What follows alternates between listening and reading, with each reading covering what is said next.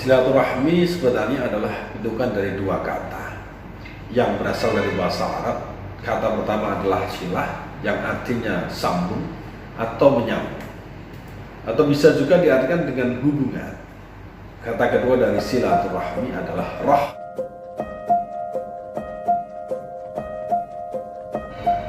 Assalamualaikum warahmatullahi wabarakatuh. Alhamdulillah, alhamdulillahilladzi khalaqal insana fi ahsani taqwim wa ja'alana syu'uban wa qabaila lita'aruf. Inna akramakum indallahi atqakum. Asyhadu an la ilaha illallah wa asyhadu anna Muhammadan 'abduhu wa rasuluh. Allahumma shalli wa sallim wa barik ala sayyidina Muhammad wa ala ali sayyidina Muhammad wa ba'du. Ma'asyiral muslimin syaimin syaimat rahimakumullah.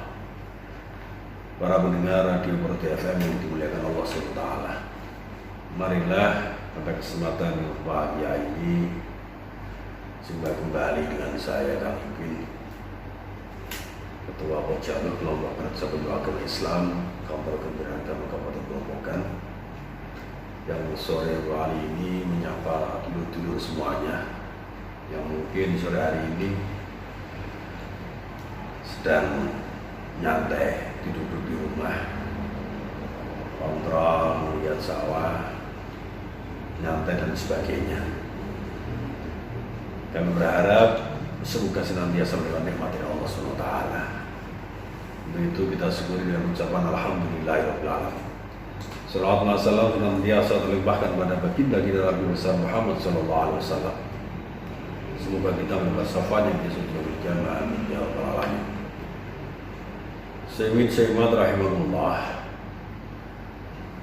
Saya akan sampaikan sedikit tentang silaturahim yang mungkin sebentar lagi menjadi tren kita. Tetapi silaturahim pada tahun ini mungkin tidak seperti halnya biasanya. Yang biasanya saling bersalam-salaman, berkunjung ke rumah satu dengan yang lainnya. Ini terpaksa seakan-akan harus dibatasi, karena memang baru maraknya COVID-19 seperti ini, ya kita harus ikuti himbauan pemerintah.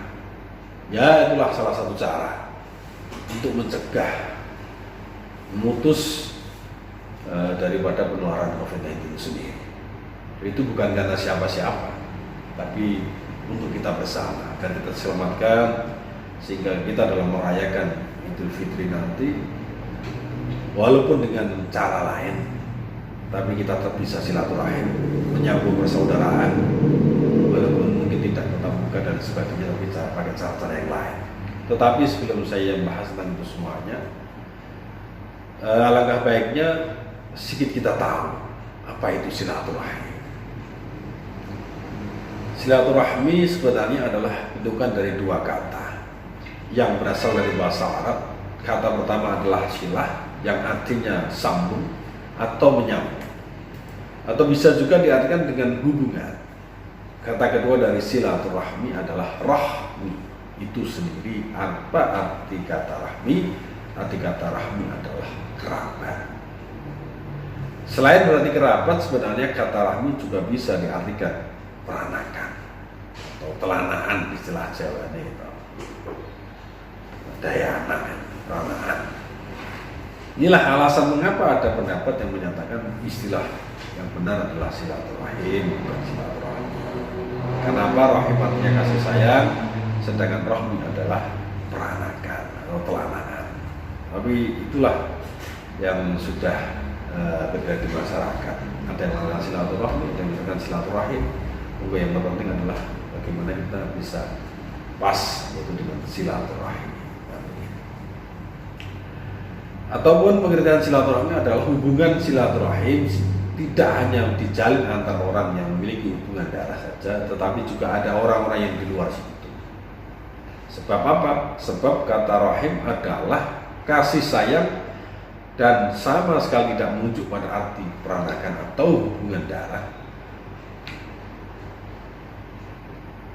Terlepas dari arti bahasa tersebut, sebenarnya silaturahmi yang dimaksud kebanyakan orang adalah melakukan perbuatan baik kepada kerabat atau siapapun, baik dalam sikap, tutur atau hal lain, memang secara sempit silaturahmi adalah mengunjungi, namun tidak pun mengunjungi selama tetap berkomunikasi dengan berbuat baik, itu adalah bagian daripada silaturahmi.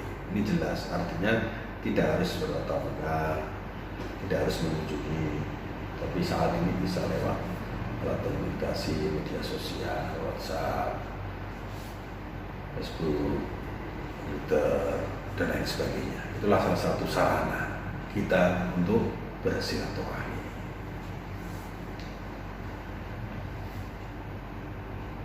Adapun keutamaan silaturahmi itu banyak sekali. Bahkan Abdurrahman bin Auf berkata pernah mendengar dari Rasulullah Muhammad SAW. Qala Allah Azza wa Jalla anna Rahman wa ana khalqur rahim. Wastaqattu laha min ismi faman wasalaha wasalatu wa man qata'aha qatatuhu.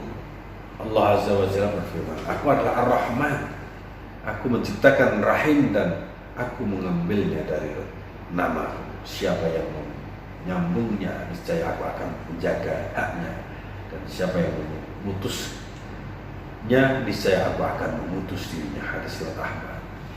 Jadi kalau disambung, insya Allah Allah akan nyambung kita. Tapi kalau diputus, ya diputus. Allah akan memutus itu semuanya. Itu kita harus hati-hati lagi.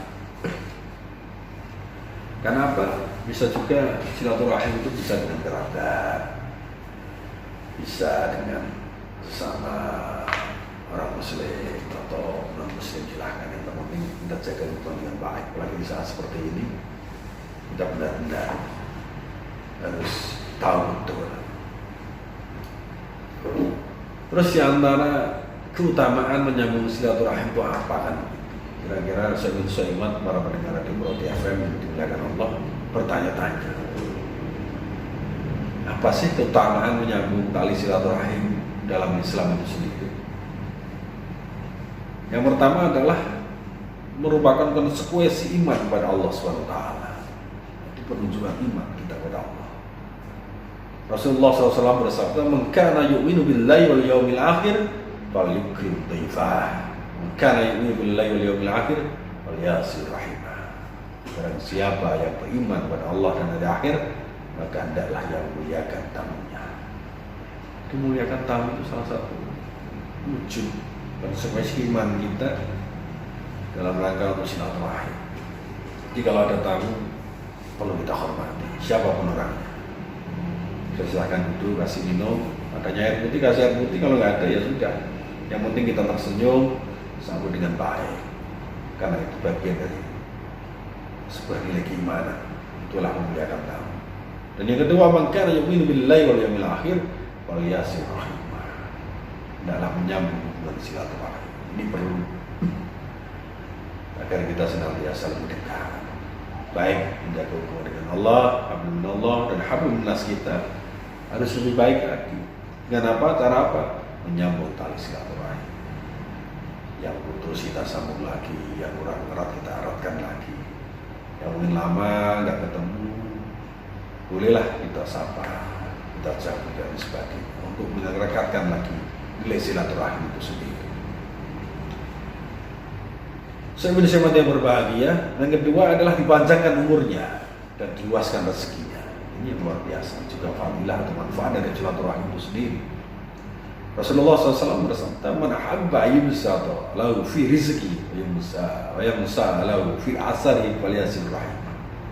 Barang siapa yang senang diluaskan rezekinya, yubsata lahu fi rizqi wa yamsa lahu fi asari, dan panjangkan umurnya, maka hendaklah ia menyambung hubungan silaturahim. Falyasir rahim. Barang siapa ingin panjangkan, dilapangkan rezekinya, dipanjangkan umurnya, tidaklah membiasakan silaturahim. Ya, sanak saudara, tetangga, teman, walaupun tidak ketemu langsung ya bisa lewat media sosial dan sebagainya. Sekedar assalamualaikum, tanya kabar dan sebagainya. Memanjangkan rezeki itu kan, kalau kita silaturahim tentunya dikasih makan, dikasih hidangan kan rezeki, atau mungkin ada koneksi bisnis dan sebagainya, ini juga rezeki. Yang berpanjang juga panjangkan umur kita, karena teman kita itu selalu ingat pada kita, kan luar biasa. Itu kalau kita ingin panjang di lapangan rezeki kita, panjangkan umur kita, marilah kita biasakan silaturahim. Nah, kita latihlah. Banyak orang yang membuktikannya ini dan betul umurnya panjang sekali. Tapi jarang sekali. Dengan kesibukan masing-masing sehingga kalau Jawa serapa benah. Tapi apapun yang terjadi ya kita perlu biasakan diri silaturahim. Jangan disalahgunakan main medsos, malah silaturahimnya dengan orang-orang yang mungkin tidak benar ini yang salah kaprah. Di antara manfaat yang lain atau yaitu terhubung dengan Allah. Rasulullah SAW bersabda, Inna Allah khalaqa hatta idza faraqa minkum qamatir rahmahim na'am amma faqul wa qalat hadha maqam a'idu bika innal qati'ati qala tardaina usila wa salaka wa aqta'a man qata'aka qala bala qala fadhalika lak. Sesungguhnya Allah SWT menciptakan makhluk hingga apabila dua selesai dari menciptakan mereka, rahim berdiri secara rasa berkata, ini adalah kedudukan orang yang berlindung denganmu dari memutuskan. Dia firman, benar, apakah engkau ridho jika aku menyambung orang yang menyambung engkau dan memutuskan orang yang memutuskan engkau? Yang menjawab, iya. Dia berfirman, itulah untukmu. Jadi perlu kita menjaga hubungan itu sendiri. Bahkan saudara-saudara yang berbahagia dengan bersilaturahim ini bisa menjadikan kita masuk surga. Ta'budullah tusyriku bihi syai'an wa tuqimus shalah wa tu'tiz zakah wa tasilur rahim. Yang artinya engkau menyembah Allah SWT dan tidak menyekutukan sesuatu dengannya, mendirikan sholat, menunaikan zakat dan menyambung tali silaturahim. Jelas beribadah kepada Allah, jangan menentukannya. Jadi kata sholat, tunaikan zakat, ini pas di bulan Ramadan ini frekuensi kualitas ketakwaan kita meningkat, ibadah kita meningkat di bulan Ramadan ini, sholat kita lebih tertib dengan waktu, tambah sholat sunnah, tarawih, witir, hajat, tahajud dan lain sebagainya. Keluarkan zakat, apalagi saat ini sudah berakhir, jangan lupa zakat fitrah kita, zakat mal kita belum berakhir Ramadan, monggo kita ingat-ingat. Dan yang terpenting nanti puncaknya adalah silaturahim, menyambung tali silaturahim. Karena itu semuanya jalan menuju surga Allah Subhanahu wa taala.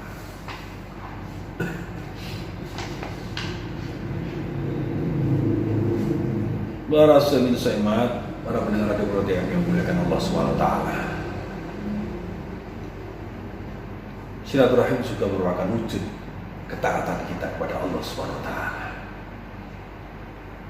Allah berfirman, walladzina yasiruna ma amara Allah bi an yusalla wa yakhshawna rabbahum wa yakhafuna su'al hisab. Dan orang-orang yang menghubungkan orang-orang apa-apa yang Allah perintahkan supaya dihubungkan, dan mereka takut kepada Rabb-nya dan takut kepada hisab yang buruk. Jadi kalau kita perintah Allah dihubungkan, jaga silaturahim, jaga dengan baik saudara kita, dulu-dulu kita. Ini yang sulit saat kadang-kadang bersaingan karena iri dengki terputus, karena dugaan bisa terputus tali silaturahim, karena kekayaan bisa juga. Makanya tugas kita bagaimana kita bisa menyambung tali silaturahim itu sendiri agar diridhoi oleh Allah Subhanahu wa taala. Itu yang terpenting untuk kita semuanya. Saya mati yang diberikan Allah SWT. Bahkan pahala bersilaturahim itu seperti memberikan budak. Sebuah hadis bahwa dari Ummul Mukminin Maimunah binti Al-Haris radhiyallahu anha, bahwasanya dia memerdekakan budak yang dimilikinya dan tidak memberi kabar pada Nabi SAW. sebelumnya. Maka tatkala pada hari yang menjadi gilirannya ia berkata, apakah engkau merasa wahai Rasulullah bahwa sesungguhnya aku telah memerdekakan budak perempuan milikku? Beliau bertanya, apakah engkau lakukan? Dia menjawab, ya. Beliau bersabda, amma innaka law a'tai tiha akhwa lagi kana doman ajrika. Adapun jika engkau memberikannya kepada paman-pamanmu, niscaya lebih besar pahalanya untuk macam-macam sekali. Wasamin sa'iman rahimahullah. Marilah puasa kita ini tinggal satu hari. Tentunya harus kita tata kembali hati kita. Walaupun biasanya mungkin kita silaturahim secara langsung, saat ini kita dibatasi dengan aturan dan sebagainya. Untuk itu maka kita patuhi itu semuanya. Karena memang yang tercipta hati ini ya begitu itu. Jalan satu-satunya seperti itu. Walaupun kita tidak bisa silaturahim bersalaman langsung, ya monggolah kita bisa buat cerita-cerita kreatif lewat video. Kita buat keharmonisan kita dengan istri, anak-anak kita share kepada saudara-saudara kita, sehingga merasa senang, ketemu, bahagia melihat kebahagiaan kita semuanya. Atau kita bertemu teman-teman kita buat sesuatu yang mungkin enak, cerita-cerita yang enak, sendak guru dan sebagainya. Harmonisan kita dalam hubungan silaturahim, kita video, nanti kita kirim teman-teman, jika itu merupakan kabar yang baik. Ataupun kita berkirim kata-kata yang bagus, video yang bagus dan sebagainya. Itulah salah satu cara bagaimana nanti di tahun ini kita bisa bersilaturahim, walaupun tidak bersalam-salaman secara langsung. Karena memang kalau kita langsung bersalaman, inilah yang berisiko berat dalam menular COVID-19. Sekali lagi, saya ingin yang berbahagia. Marilah di saat seperti ini, di saat pandemi COVID-19 ini, jadikanlah tidak menjadi penghalang kita untuk bersilaturahim. Banyak cara yang bisa kita tempuh. Yang terpenting adalah hati kita ini harus terbuka, saling bermaaf-maafan, dan ada dendam di antara kita, agar kita hubungan kita dengan sesama manusia habib dan nasi beres. Habib Allah kita, saya yakin ibadah kita semakin meningkat di kondisi seperti ini, dan juga kita perlu tata kembali hubungan kita dengan sesama manusia. Kalau itu kita capai dua-duanya, habib Allah dan habib nas, insya Allah puasa kita diterima oleh Allah SWT dan dosa-dosa kita diampuni Allah SWT. Demikian dari saya kali ini, dan kurang lebih mohon maaf. Sekali lagi saya ucapkan selamat Hari Raya Idul Fitri 1441 Hijriah yang kurang satu hari. Semoga puasa kita diterima oleh Allah SWT dan nilai ibadah kita meningkat di tahun ini. Demikian, Assalamualaikum warahmatullahi wabarakatuh.